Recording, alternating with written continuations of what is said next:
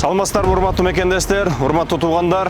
Бүгүн 1 август биз болсо жалпы жамаатыбыз менен Түндүк 1 аттуу кичи микрорайондун ачылыш аземинде турабыз.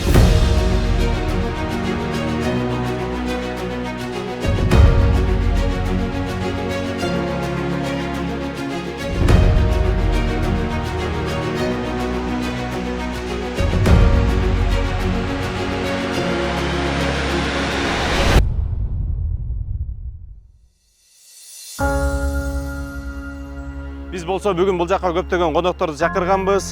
Дал ушул объектибиз кандай салынат, канча кабаттуу болот, кайсы жерде жайгашкан, бүт баарын тааныштырып беребиз. Жайгашкан жерин мен силерге кыскача айтып берейин, тааныштырып берейин. Аэропортко бараткан жолдо, Обижнойго жетпей жолдун сол жак бетинде чоң Түндүк 1 аттуу микрорайон салынып атат. Ушул жакка мына атыбызда көргөндөй эле биздин офис бар. Бул жакта эртең мененки 10дон баштап кечки саат 7-8ге чейин күн сайын иштейбиз. Келип ушул жактан толук маалымат алсаңыздар болот.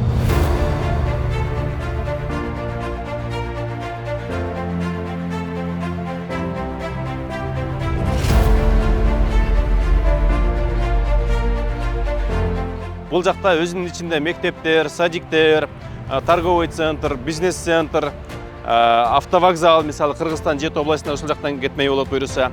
Айтор өзүнчө чоң бир микрорайон салынып атат.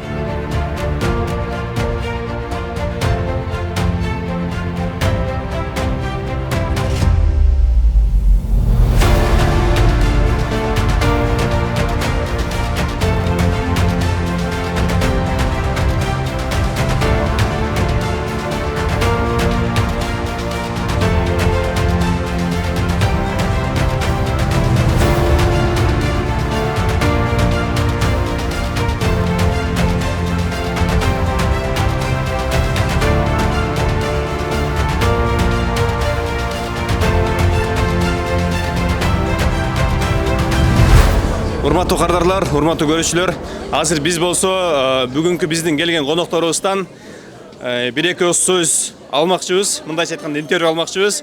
Өздөрүнүн ойлору менен бөлүшүп кетсин, биз менен болуңуздар, кеттик. Достор, мынакей биз өзүбүз жакшы билген, жакшы тааныган агайыбыз Мансурбек Канназар. Агай, бүгүнкү ачылыш аземинен 1-2 сөз. В общем, негизи объект кандай өтүп атыр, эмне болуп атыр ошол боюнча? Объект эми келечектүү жакшы район экен, келечеги кенен экен. Түндүк деген бул баягы 40 уукту бириктирген бир символ да. Ошол сыяктуу бул Түндүк ичи району дагы баягы ар кайсы региондордогу, ар кайсы тармактагы, ар кайсы багыттагы, ар кайсы көз караштагы, идеологиядагы элдерди, жашоочуларды бир жерге бириктирген бир объект болуп отурган беке стратегиялык жактан да күчтүү экен деп ойлоп койдум. Сизге жактуу агай, ачыгын айтыңыз. Мага жакты. Мага жакты. Сонду эгер бир квартира берсеңер арзаныраак кылам. Вообще сүйүп алмакмын. Рахмат. Кеттик дагы дальше. Урматтуу кардарлар, агайыбыздан кийинки эле биздин досубуз, өзүңүздөр билесиздер, тамашанын мыкты оюнчусу Алмаз. Мындай кыл, өзүң азыр мисалы могул катыштың да, презентация кандай болду, негизи объекттин салынып аткан жери кандай экен, сага жактыбы, ошол боюнча мындай жасабайбыз, болгондой ачыгын айтабыз. Эми мага бул жана информациянын жетиши боюнча, мага кириши боюнча абдан жакты. Негизгиси, эгерде ким мындай соода менен алектенсе, кимдин ош базарда үйү болгон болсо, ошолорго аябай жакшы экен, анткени ош базардын жанында экен. Бирок мен дагы алайын деген ниет кылып койдум. Анткени деген аэропортко жакын экен, анан шаарга дагы аябай эле жакын турат, шаардын жанында экен. Ошондуктан ичиндеги бүт условиялары, парковка кеңири өтө кеңир экен. Бүт маалыматты алдык, урматтуу достор. Ошондуктан уялбастан, тартынбастан Кут курулуш компаниясына келип, документиңиздерди берип, башкаларга барып, мына алдап кетти деп ыйлабай, Кут курулуш компаниясына тынч аман эсен үй алсаңыздар болот, достор. Рахмат досум. Кудай буйруса, ушул жактан үйлүү болсоң кошуна болобуз, буйруса дагы. Бүгүнкү биздин чакырган коноктордун арасында биздин ушундай ак элечек кийген апаларыбыз бар. Апаларыбыздын дагы ойлорун бир сера угалыктагы ак батасын алалык, келиңиздер. Апа, сизге мындай суроо да. Азыр келдиңиз, уктуңуз, көрдүңүз, айтайын дегеним, бул үй кандай жерге салынып атыптыр, үйдүн салыныштары кандай экен, условиялары кандай экен, то есть сизге жактыбы, ошол боюнча бир аз сүйлөп кетсеңиз, айтып кетсеңиз. Албетте каалайын. Баятан бери угуп атып, өзүбүз көрүп, бир комната 2-3 депчи, аябай сонун керемет. Ар бир кыргыз үйлүү болсо, ар бир кыргызстандыктар көчөдө эмес, ар биринин үстүндө үй, баягы илгери айтат го, баягы үңкүрдө болсо үй болсун деп койчу да илгери биздин ата бабаларчы. А мында кут курулуш компаниясы аябай сонун кылып, ошол элдерге ылайыкташтырып, баасындагы, башкасындагы, анан бүттүгүттең чекесинде мына азыр айтып атабыз, мечит, жанан тип, ош базар жакын, койчу кыскасы ар бир нерсени ушу элибизге ылайыкташтырганына мен аябай сүйүнүп атам да. Анан каалайын Кудайым, кут дегендин өзү бир касиет сөз да. Кут дегендин өзү бир ыйык сөз, чындачы. Анткени ар бир кыргыздын үйүндө кут уюса, ар бир кыргызстандыктар бири-бирибиз менен ынтымакта, биримдикте болсо, ошол куттун көп кыры жана көп сыры бар. Ден соолуктун куту, ийгиликтин куту, сүйүнүчтүн куту, ынтымактын куту дегендейчи. Анан ушу биз кыргыз эли касиетинен айланайын, ушу кыргызстандыктар бир түндүктүн астында бир туугандай болуп жашап, ар бир инсан үйлүү болуп, сүйүнүчү коюнуна батпай турса, бул не деген керемет. Ошон үчүн Кудайым кут кылсын. Ар бир кыргыз баласы ушул жерден үй алып, мен баяттан бери угуп атам, үйдүн баалары да бардыгы сонун экен. Баары ашыкча, мындай кыйнай тургандагы эч нерсе жок экен да. Кыскасы, мен кут курулуш компаниясына эне катары ыраазычылык берем.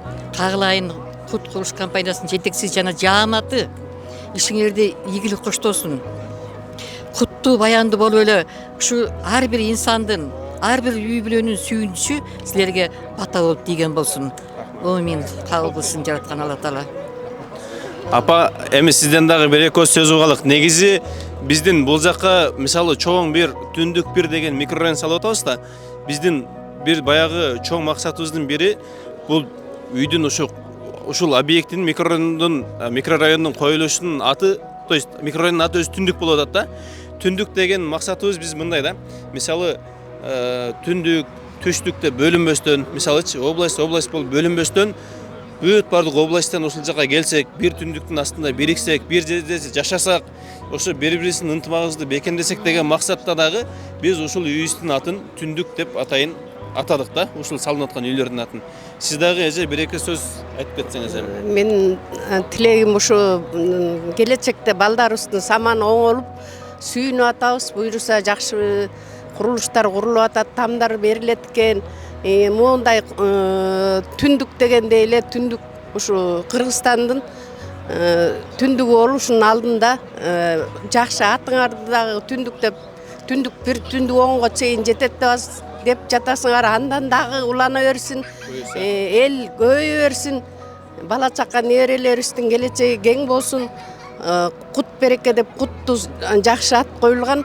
Ошо куттуу баяндуу Кыргызстаныбыз ак жолтой, саманыбыз оңолуп, балдарыбыз бактылуу болсун, каалайын. Рахмат апа, чоң рахмат. Сиздер дагы оорубаңыздар, ар дайым ден соолукта болуңуздар.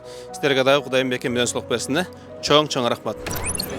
Ушундай сонун сөздөр, урматтуу туугандар, урматтуу кардарлар. Негизи жанагы кыргыздын ар бир айтылган сөзү мындай жүрөккө жетет да, жөндөн жөн эле айтылып калган эмес. Бата менен эл көгөрөт, жамгыр менен жер көгөрөт дейт. Ушундай болгон биздин апаларыбыз, ушундай болгон биздин кардарларыбыз, ушинтип ак баталарын чын жүрөктөн берип турган болсо, биз компания кыргыз эли үчүн ар дайым кызмат кылганга даярбыз. Биз менен чогуу болуңуздар, кеттик. Биз буга чейин айткандай эле бүгүн биз бир канча конокторду чакырганбыз. Ошол конокторубуздун арасында дагы биздин кыргыз элине таанымал патриот байкебиз Жакшылык байке, куш келиптирсиз. Эми бүгүн азыр теги презентацияга катыштыңыз, ошол боюнча бир оюңузду айтып кетсеңиз, то есть айтып кетсеңиз дегенде, ушул объекттин жайгашкан жери боюнча, ушул объекттин салыныштары боюнча, ошондой эле ичиндеги элдин жашоосуна, жашоо шартына ылайыктуу болгон объекттер боюнча, мисалы мектеп, садик деген сыяктуу. Шынында айтканда өтө кубандырат, мындай чоң масштабный объект болгон экен. Анан кийин негедир мен дагы көңүлдөнүп атам, буюрса насип этсе ушул жактан алам деген ниетте. ниетке жараша амал дегендей, буюрса. Негизи эми кимге эле жакпасын, үйүңдөн чыксаң эле, мисалы азыр бизде Бишкекте эң эле чоң проблемалардын бири байке бул жанагы эртең менен кыздарды, балдарды мектепке садикке алып барасың, кайра кечинде алып келесиң да. Эртең менен 1 саат убакыт, кечинде 1 саат убакыт. А бул жакта эң жакшы жери мектеби дагы, садиги дагы өзүнүн коросунда, жакшы да бул. Ыңгайлуу экен. Ийгилик сиздерге дагы. Рахмат, жакшылык байке. Кудай буйруса, бул жактан бизден алам деген патриот байкелерибиз, эжекелерибиз аябай көп. Андыктан чамдаңыздар, алып калыңыздар. Ушул бир түндүктүн алдында барыбыз биргелик. Рахмат. Биздин дагы бир элге жерге кызмат кылган, бардыгыбыз билген, айрыкча могу эркектер, эркек балдар. Золотой молодежь билген Бака байкебиздин ака бүгүн бизде конокто. Бака байке, сизге мындай суроо да. Бүгүн сиз келдиңиз. Бул жакта объекти кайсыл жакка салынып атат, ичинде мондай нелер бар, нелер жок, бүт бардыгын уктуңуз, көрдүңүз. Ушул боюнча сиз мындай бир кыскача оюңуз менен бөлүшүп кетсеңиз. Болду, всё. Ассаламу алейкум туугандар. Золотой молодежьдор үчүн бир өтө сонун шаардын ичинде дагы бир шаар курулуп атат да. Аябай кубандык биз көрүп алып, анан бияктагы проектти көрүп алып, мен дагы деле Бишкекке желаниям күчөйдү да. Өсүп атат да. Бияка эле келишибиз керек экен депчи. Анан биякта көрдүк да. Бүт нелер именно бир жерге болуп атыптыр да. 200 гектар деди, канча гектар деди? 192 гектар. 192 гектарга жигиттер. Автовокзалы болобу, базары болобу, кыскасы дагы мечит, мектеп, гостиница, там автовокзал. Эң негизгиси автовокзал байке. Ооба да. Кыргызстан 7 областына ушул жактан кетет. Ушул жерден кетет. Азыр эми авторынктын жанында болуп калды го. Көбүнө удобно, көбүнө неудобно болуп атат да азыр. Шаарда тургандарга неудобно да баргангач, пробкада 1,5 саат, 1 саат вактысы кетип атат да. А бул жерге курулуп атканы, бул жерде болуп атканы өтө сонун да. Анан Куттун домдору деле бизге аябай интересно болуп атат да, көптөн берич. Биз уже шаарга мына 7 ай болгон болсо, салон ачканыбызгач, биякта бир досубуз менен тааныштык, ушу Кутту иштеген, көптөн бери бизге сунуштап, мына кечегинде чакыруу кагаз жөнөттү бизге, сыйлап, ошол жерден бүт сыйлуу адамдарга бериле турган нерсе ошол жерден бизге берилиптир. Анан биз кайра мотивациябыз күчөйүп, жүр досубуз деп команда менен келип, ошондо көзүбүз менен көрдүк. Ушул агаларыбызга Аллах ыраазы болсун, дайым ден соолукта болсун, ушинтип өтө чоң проект баштап алыптыр. Ушуга эми биз только колдойбуз. Анан 60 блок курулуп атыптыр, 6 этаждан. 63 дом, бүт бардыгы 6 этаж, ичинде лифттер менен. Полностью. Анан баасы деле мындай жөндүк бар экен да. Так что мына жаңы шаарга келгиле, Кудай кааласа, ар бирөөбүзгө бирден үй насип кылсын. Биз деле жакшы ниет кылдык. Молодежьдорго ака бир совет. Молодежьдор азыр жашында аракет кылып алып калсын, жетишип калсын. Эң сөзсүз азыр. Кудай кааласа, ушул сиздин биздин жашка барганда ошо өздөрүнүн үйү болсо жаманбы? Ооба. Ар бир инсанга ооматты эрте берет, жа кеч берет да. Так что азыр ооматты берип аткан инсандарга ич эле мындай көчөгө чачпай, үйүм тирижик деп туруп жерден бир үй алып койсун, менин советим. Иншалла мен деле ниет кылдым. Кудай кааласа, бир жыл тырышсак, жакшы жерден үй алып алайлы. Командабыз менен, Ассаламу алейкум. Рахмат силерге. Хош келипсиз дагы бир жолу. Кудай буйруса, дагы кийинки эфирлерден көрүшкөнчө. Кудай кааласа эми үй алганда көрүшөйлү. Болду, Кудай кааласа. Мен сепке кошулам. Давайте. Бир золотой молодежь уже Бакакан сөзүн угуп ушул жерден үй аладым болду. Машалла. Алга, машалла. Ар бирөөбүзгө насип кылсын жигиттер. Ниет эле кылып койгула. Баштык иштин баары ниеттен да. Ниет кылдыкпы, иншалла алайлы бардыгыбыз тең эле. Кудай кааласа мен деле алайын, силер деле алгыла. Ар бир мына 7 областтагы золотой молодежь өлкөлөрүн куду жерден үй алгыла. Бисмилла айтып. Бакака бу жерден баягы бардыгын эле айтып атам да. Бул биздин бирден бир максатыбыз, бул үйдүн, ушул үйлөрдүн аты өзүңүздөр байкагандай эле түндүк. Бул биздин максатыбыз мындай да. Түндүк деп койгонубуздун максаты ушул түндүк, түштүк, ош, жалал абад, баткен, талас болуп бөлүнбөй, ушул бир түндүктүн астында биригели деген максат. Бул мен адашпасам, президентибиздин бренди болсо керек, Ооба. Мына. Бул мисалы мындайча айтканда мамлекеттик проект. Ошон үчүн бул жактан бүтпөй калабы деп коркпостон, бүтөй антип коркпостон смело келип алабыз деген эле ой менен келиш керек экен, болду экен да, туурабы? Болду. Сизге шалгандар болуп калабы, эй, махам үйүм албай калды. Жок. Бул уже өзү мамлекеттин көзөмөлүндө экен, андай болбойт да. Мамлекеттик эч качан бирөөнүкүн бирөө жеп койбойт да. Так что жакшы ниет менен алабыз, бисмилланы айтып. Ассаламу алейкум. Болду. Ушул жерде болобуз. Буйруса кошуна болобуз баарыбыз вообще чыга. Урматтуу кардарлар, мынакей биз ошентип акырындан соңуна келип баратабыз. Бүгүнкү биздин конокторубуздун бири Азамат байке. Биз баардыгыбыз эле кичинекейибизден Али байке деп тааныйбыз, кинолордон көрүп. Эми азыр ушул бир сыйра презентация менен тааныштыңыздар, уктуңуздар, ушул жөнүндө мындай элге айтып берсеңиз, ачык оюңузду. То есть бул объект кандай салынып атыптыр, кайсыл жерге салынып атыптыр, ичинде эмнелери бар экен, вообще эле мындай элдерге чын эле сунуштайсызбы, ошол жактарынан бир айтып берсеңиз жакшы болот эле байке. Негизи куттун жакшылыгын мен өзүм деле көргөм.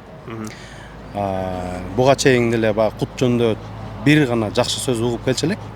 Анан кийинчерээк бул ниет тасмабызга башкы демөөрчү болуп келгенден кийин мен да кут менен аябай жакшы мамиледе болуп, сый урматым огош бетер артты да. Андан кийин ушул баягы Олокон деген, Олокон деген ошол жерде кичи районду көрүп алып, суктанып, Кудайдан тилеп, ушул жерден бир батирлүү болуп калсак деп өзүбүз келинчегим экөөбүз сунуп коюп жүргөнбүз да. Анан ушундай бир чакыруу болуп калды. Чакыруусу да өтө бир башкача оригиналдуу болду. Анан бул жакка келдик. Силердин ошо программаны, ошо проектти көрдүк. Ушундай чиймелерин көрдүк дагы. Анан эң негизгиси бул Ош базар менен ушундай бир жанында түндүк бир деп аталып, жаңы Ош базар эң сонун проект менен салынып атат да. Анан андан кем калышпай түндүк бир деп 6 этаждуу канча деген канча үй? 63 дом. 63 үй. Анан сырткары инфраструктурасы, машина токтогон жери, мынакей эң негизги трассага жакын болуп турганын көрүп өтө суктандык да. Өтө суктанып, анан ошо Олокон эмес, ушул жакка кайра кызыгып калдык да. Анткени биринчиден жаңы район, баягы балким ким билет, мурункуларда анча-мынча баягы болот го. Мен деле мисалы кино тартканда алгачкылардын кемчилигин эске алып туруп кийинкилерин оңдойм да. Балким бул жерде да ошондой болгон деген бир ой бар да. Анан ошон үчүн бул жердин проектисин көрүп сүйүп калдым. Анан ошол Ош базар жаңы заман болуп курулат экен. Мен Москвада жүргөндө Москва Сити жактагы Москва жанагы базарлар бар го, Садовод дегендер көрүп, неге бизде Ош базарыбыз андай болбойт дечи элем. Жок, андан мыкты болгон атат да. Буйруса. Анан эми эмне дейм? Бир гана сунуштайм. Азыр деген эгерде бул жерден алып турган болсок, аябай эле бардык жактан ыңгайлуу болуп калат экен да. Мындай карасаң, куттун шарттары өтө мындай карапайым элге ыңгайлуу экен да. Анан жанагы башында алгачкылардан болуп Кыргызстанда же ушул Орто Азия дедиби? СНГ боюнча баштапкы баасыз элге рассрочкага мындай узартып үй менен камсыз кылган ушул Кут деген компания экен. Бул кылган ишиңер Алла Таалама жаккан үчүн ушинтип өнүгүп өсүп ушинтип атканыңардын себеби ошо да. Мен ушинтип эсептейм да. Анан мен Куттан үй алдым эле, кечиктирип койду деген бирдей кишини уга элекмин. Бардыгы ыраазы, демек эл ыраазы болсо Аллах ыраазы да туугандар. Ушул арыздардан жазбаңыздар. Алла Таалам берекесин берген болсун. Все, рахмат Али байке. Жанагы айткан сөзүңүзгө бирок мен чын эле кошулам да. Жана сиз айтып атпайсызбы? Мен биринчи кинону тартып, анан кемчиликтерин экинчи менен толуктап кетем. То есть экинчисин алар жасабайм депчи. Бизде деле негизи буга чейин көп проектлерибиз бар. Общий Кутта 16 проект болсо, биз 8-ин уже элдерге бердик да. Азыр элдер кирип жашап аткан бизде 8 проектибиз бар. Кудайга шүгүр кирип жашап атышат. Эч кандай жалып эч нерсеси жок. Кут компаниясын иштеп баштаганыбызга бизге 2019 майда ачылсак, могул 2025 майда 6 жыл болду. Бирок 6 жылда 16 проект деген бул аябай чоң жетишкендик. И ошол эле проектти баштап эле койбостон биз 6 жылдын ичинде 8 объектти бүтүрүп уже элдерге бердик да, кирип жашап атышат да. Кудайга шүгүр.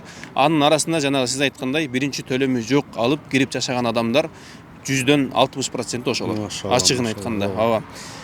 Жанагы сиз айткандай эле мисалы бизде деле буга чейинки объектлерибиз бар. Мисалы бирөөсүндө садик болсо, бирөөсүндө мектеп жок, бирөөсүндө мектеп болсо, бирөөсүндө мисалы базарлар алыс, дагы бирөөсүндө майда-чүйдө ошондой да. Бул жерде бизде бүт бардыгы өзүнүн ичинде. Аябай мындай аябай бул ойлонуштурулган проект. Мисалы общий проект мен бир сыйра айтып кетейин дагы 192 гектар. Мунун ичинде мектеп бар, 2 чоң детский садик бар. Мисалы бул эң чоң көйгөй чечилип атат да. Азыр мисалы биздеги эң чоң маселелердин бири Бишкектин ичиндеги пробка. Ачыгын айтканда, эртең менен туруп балдар кыздарды 1 саат мектепке садикке алып барыш керек, кайра кечинде алып келиш керек. Уже 2 саат убактың кетет. А бул жакта мисалы короодон чыксаң мектеп турат, садик турат. Бул балдарга деле жакшы. Ата-энелерге мисалы бизге деле сизге деле жакшы мисалы. Бүт бардыгы ойлонуштурулган да. Дом өзү 6 этаж болгону менен көпчүлүк жерлерде 5 этаж, 6 этаж домдордо жок. Жанагы лифт деген нерсе жок. Бул жакта бүт бардыгы каралган. То есть элдин ыңгайлуулугу үчүн. Эми эң негизгиси бул ушул районго киргенден кийин сыртка чыгыштын кереги жок. Магазиндер десе магазиндер ичинде, торговый центр десе ичинде, мектеп садик ичинде, гостиница, там бизнес центр бүт бардыгы ичинде. Автобекет эң башкысы 7 областка Кудай буйруса ушул жактан кетмей болот. Ошондуктан урматтуу кардарлар, Кудай буйруса бул жактан бизди алабыз деген патриот байкелерибиз, эжелерибиз буга чейин айттык эле аябай көп. Сиздер дагы келиңиздер, ушул жактан азыр ушундай котлован кезинде негиз алган арзан болот, анан ыңгайлуу болот да. Ушундай кезинде алып жетишип калыңыздар. Дал ушул түндүк бир аттуу объектибиз кандай салынат, кандай жолдор менен сатылат, наличкага, рассрочкага кандай жолдору бар. Урматтуу кардар, эгерде сиздерде дагы дал ушундай суроолор пайда болгон болсо, анда келиңиз, дал ушул объектибиздин өзүндө бизде офис бар. Ушул жакка келип толук маалымат алсаңыздар болот. Ошондой эле мындан сырткары Код курулуш компаниясынын головной офиси Лев Толстой, Некрасова деген көчөлөрдүн кесилишинде жайгашкан. Ал жактан дагы сиздер толук маалымат алсаңыздар болот. Биз сиздерге мынакей бул жакка атайын номерлерди жазып калтырып койдук. Ошол жакка жазыңыздар, чалыңыздар. Биз болсо сиздерге жооп бергенге даярбыз.